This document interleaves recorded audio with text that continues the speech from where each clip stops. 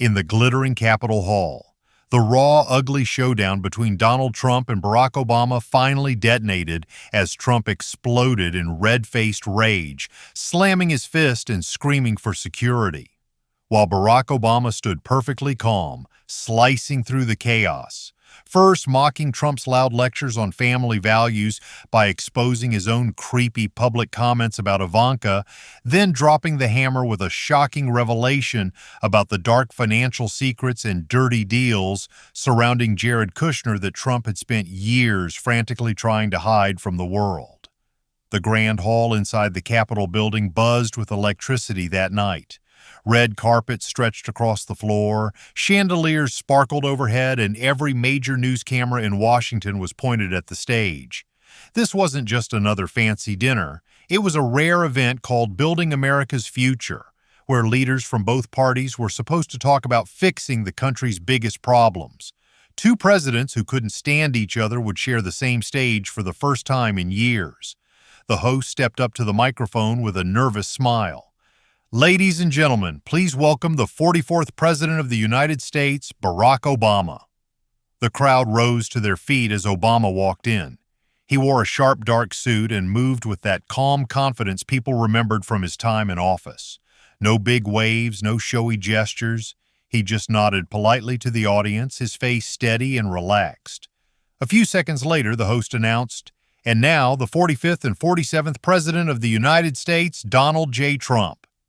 Trump strode in like he owned the place. He waved big, flashed that familiar grin, and stopped twice to shake hands with people in the front rows. When both men reached the front, the tension hit a new level. They stood just a few feet apart. Obama gave a small, respectful nod. Trump stared back, then leaned in slightly and whispered just loud enough for Obama to hear, "Should be interesting tonight, huh? Try not to bore everyone to death." Obama didn't react. He simply took his seat without a word. Trump smirked and sat down right beside him. No handshake, not even a fake one. The silence between them felt heavier than the applause still echoing in the hall. Cameras clicked nonstop, capturing every second. The host stepped back to the microphone after the opening remarks. "Ladies and gentlemen, please welcome the 44th President of the United States, Barack Obama." Obama stood up slowly, buttoned his suit jacket, and walked to the podium with steady steps. The room grew quiet. Not the polite kind of quiet, but the kind where people were actually leaning forward, waiting to hear what he would say with Trump sitting just a few feet away. Obama adjusted the microphone, looked out at the crowd, and began speaking in that calm, clear voice America hadn't heard in years. "Thank you.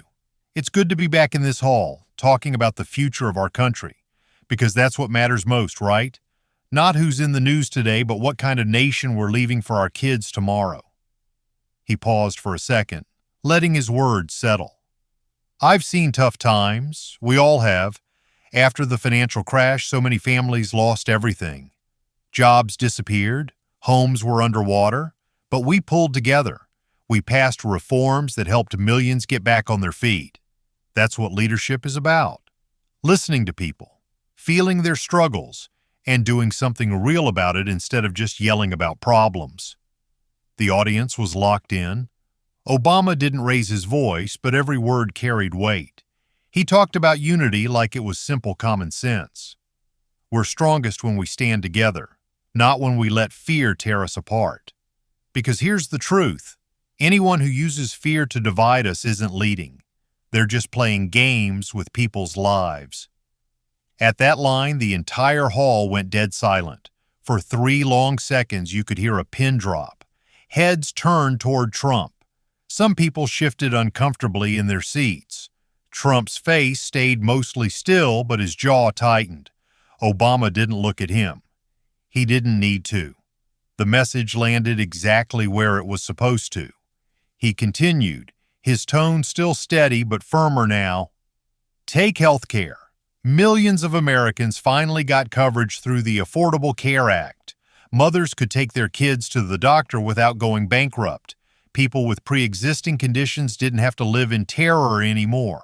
Some folks want to tear all that down, to wipe away everything they didn't build themselves.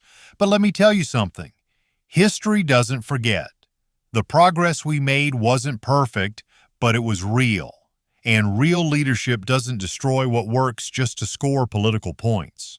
Right then, the camera zoomed in tight on Trump. He was sitting with his hands under the table, squeezing them so hard his knuckles turned white. A few guests near the front noticed. Whispers spread through the rows. Obama kept going like nothing happened. He spoke about education, about giving every kid a fair shot, and about America's role in the world. We lead best when we lead by example, not by threats or bullying. Real strength comes from listening, from having enough confidence to hear opinions different from your own. That's how we move forward. That's how we build something that lasts.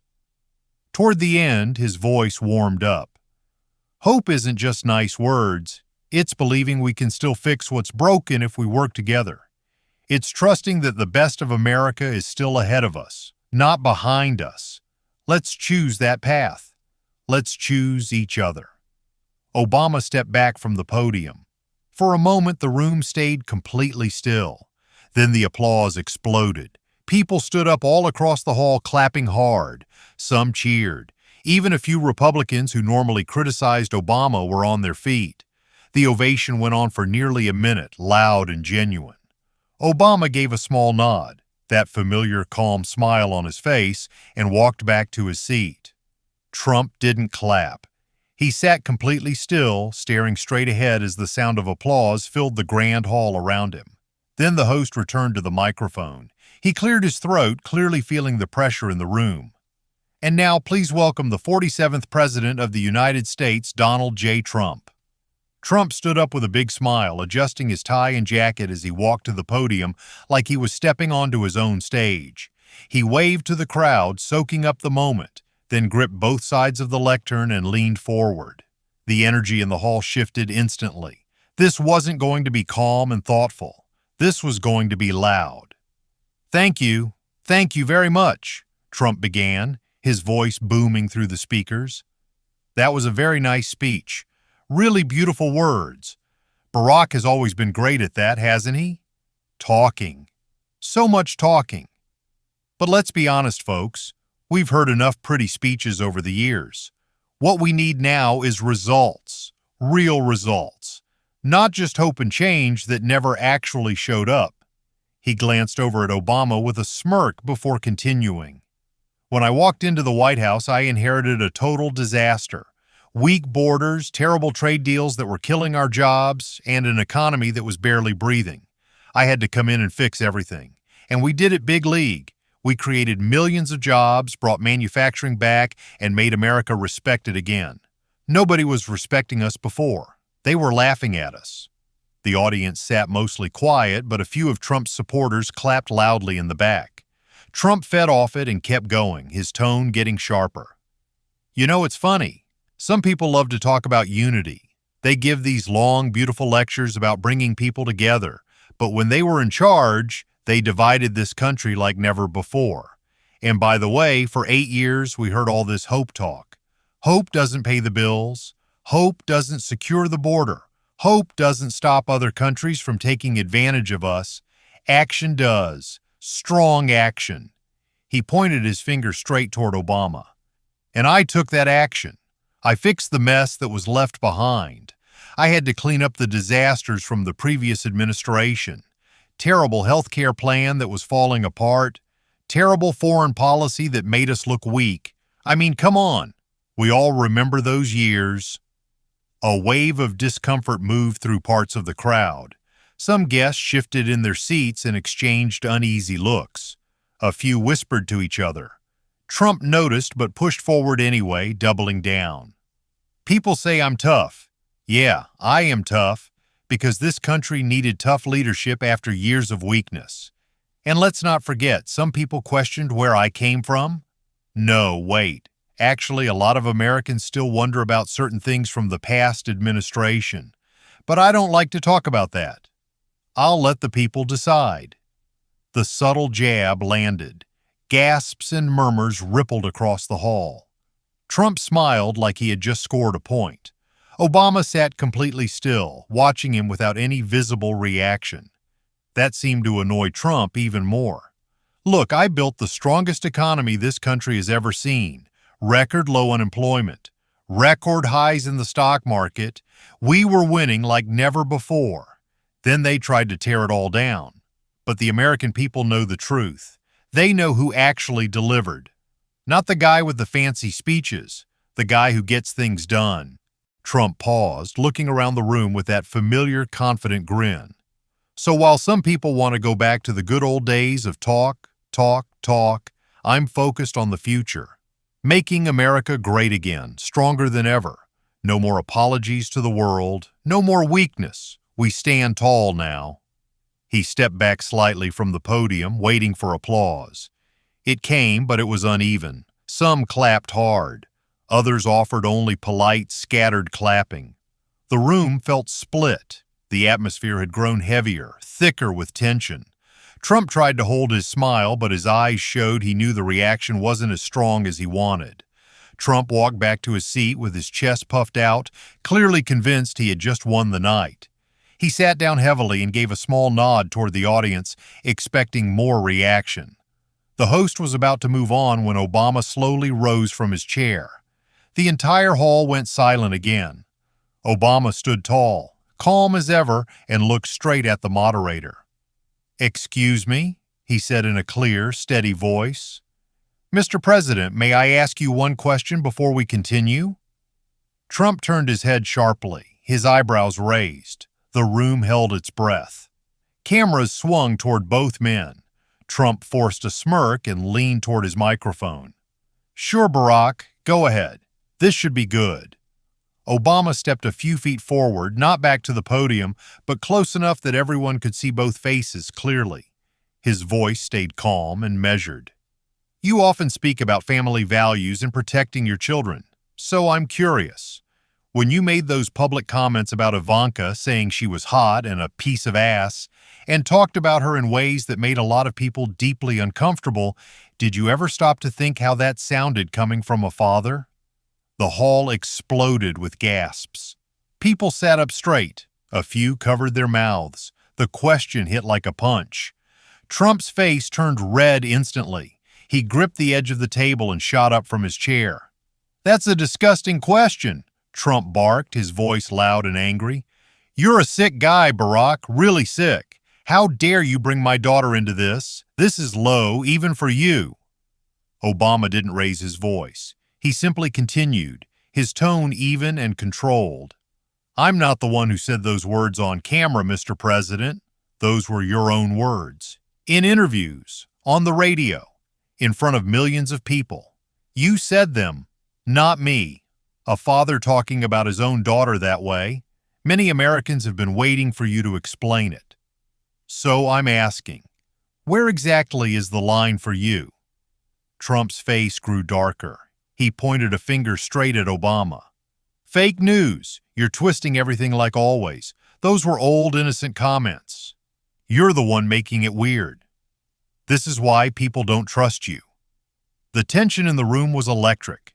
Reporters were scribbling furiously. Guests looked shocked. But Obama wasn't finished. He took one more calm step forward. "And while we're talking about family," Obama said, his voice still steady but sharper now, "maybe we should also talk about the secrets you've worked so hard to keep quiet, like the serious financial troubles and loans tied to Jared that have raised so many legitimate questions, the kind of deals that ordinary families never get. You attack everyone else's integrity, but when it comes to your own circle, suddenly it's all unfair to ask." That line sent another wave of shock through the crowd. Several people whispered urgently. Ivanka, sitting a few rows back, visibly stiffened. Jared stared straight down at the table. Trump slammed his hand hard on the table, the loud smack echoing through the microphones. "Enough!" Trump shouted, his voice cracking with rage. "This is outrageous. This is a total disgrace. Get him out of here right now. I want him removed from this event immediately. This man is lying and attacking my family. Security! Do something!" The hall descended into chaos. Voices rose everywhere. Cameras flashed nonstop. The host stood frozen, unsure what to do. Organizers looked panicked, moving quickly toward the stage. Trump kept pointing at Obama, his face red with fury. "You have no right. This event is over if he stays. Get this guy out." Obama stood completely still, looking at Trump with the same calm expression. He didn't shout back. He didn't look scared. He simply said, "Truth is uncomfortable sometimes, Mr. President, but it doesn't disappear just because you yell at it." Security began moving closer. The audience was split between stunned silence and loud murmuring. Trump was still standing, his face bright red and his hand pointing aggressively at Obama. "This is a witch hunt," he yelled, his voice cracking. "He's making up lies about my family. This should not be allowed. Somebody get security and remove him right now. This event is a joke if this guy stays." His words came out fast and shaky. The usual confidence was gone. For the first time that night, Trump sounded rattled, almost desperate. He kept looking around the room for support, but most people were too stunned to react the way he wanted. Obama stood completely still for a moment, his expression calm and steady like always. Then he turned his head slowly toward the area where Ivanka and Jared were sitting. Ivanka's face had gone pale. She stared straight ahead, her hands gripping the edge of her chair. Jared leaned over and grabbed her arm tightly, whispering something close to her ear. For one long, heavy second, Obama just looked at them. The whole room seemed to freeze in that silence. It wasn't anger in Obama's eyes, it was something heavier, disappointment mixed with quiet judgment. The weight of that single glance said more than any shout ever could. Finally, Obama spoke, his voice cutting through the chaos without needing to get loud. "Leadership isn't about how loud you can yell or how many people you can bully into silence. It's about facing the truth, even when it's uncomfortable. You can demand I leave, but the questions I raised tonight aren't going anywhere. The American people deserve better than this." With that, he gave a small nod to the audience, turned around, and began walking toward the exit. No rush, no drama, just steady, dignified steps. Security moved aside as he passed. The cameras followed every move. Some guests whispered "wow" under their breath while others sat frozen, still processing what they had just witnessed. Trump tried to regain control as Obama walked away. "See, he's running away," he shouted, but his voice sounded weaker now, almost strained. "Typical. He can't handle real pressure. This is why we had to fix everything he broke." He waved his arms dramatically, but the words didn't land. The room was too loud, too divided. Some people clapped for Trump out of habit, but many others just stared in disbelief. Then something unexpected happened. A well-known former White House correspondent, an older man named Richard Harlan, who had covered both administrations, suddenly stood up from his seat near the front. His voice rose above the noise, strong and clear. "Mr. President, with all due respect," Harlan said, "what we just saw was a man willing to speak truth to power. Maybe it's time we stop shouting and start listening. President Obama asked fair questions tonight. The country is watching." His words created an instant domino effect. Several other guests began nodding. A few more people stood up and started clapping. Not for Trump, but in quiet support of what Harlan had just said. The murmur grew louder. Trump looked stunned, his mouth slightly open as he stared at the growing reaction against him. The head organizer finally stepped forward, his face pale and sweaty. "Ladies and gentlemen, please, let's take a short break. We need to restore order here." But it was too late. The damage was done. People were already pulling out their phones, texting and recording everything. As Obama disappeared through the side doors, the heavy wooden sound of them closing echoed through the hall. Trump sat back down hard in his chair, breathing heavily, his usual swagger nowhere to be seen. Outside, reporters swarmed the exits, shouting questions into the night air. But Barack Obama's car had already pulled away quietly. He gave no interviews, made no statements.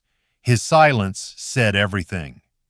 In the days that followed, that calm exit became the loudest part of the entire evening.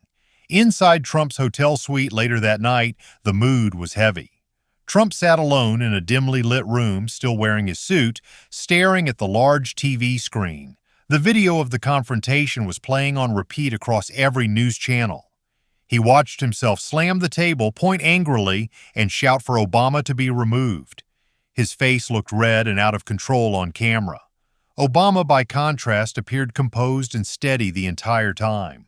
Trump muttered to himself, "This is fake news. They're making me look bad." But as the clip played again, showing Obama's calm stare and quiet final words, Trump's expression changed. For the first time, he saw clearly how the images favored Obama. The man who stayed calm had won the visual battle. Trump grabbed the remote and turned it off, sitting back in his chair with a deep sigh. The silence in the room felt crushing. Over the next few days, Trump tried hard to regain control of the story. He posted on social media calling Obama classless and desperate. He held a short press conference where he repeated the same lines. It was a total setup. I fixed his mess and he couldn't handle it. His supporters cheered him on, but the broader public wasn't buying it as easily this time.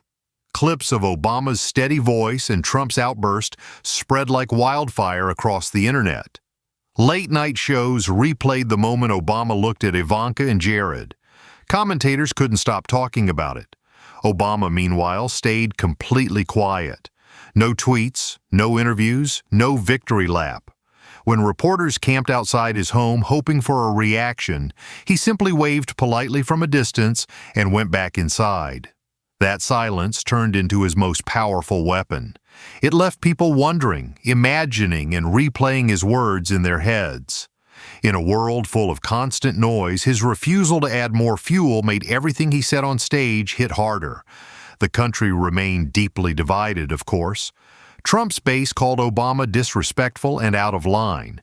Many others praised him for finally saying what they felt needed to be said. But something deeper was happening. Across dinner tables, offices, and social media, regular Americans started asking bigger questions. What does real leadership actually look like? Is it the loudest voice in the room or the one that stays steady when things get tough? Is power about dominating others or about earning respect through honesty? In the end, that single night in the Capitol Hall became more than just a political clash. It turned into a moment that forced people to think differently about the kind of leaders they wanted. Trump continued fighting to shape his legacy with volume and force.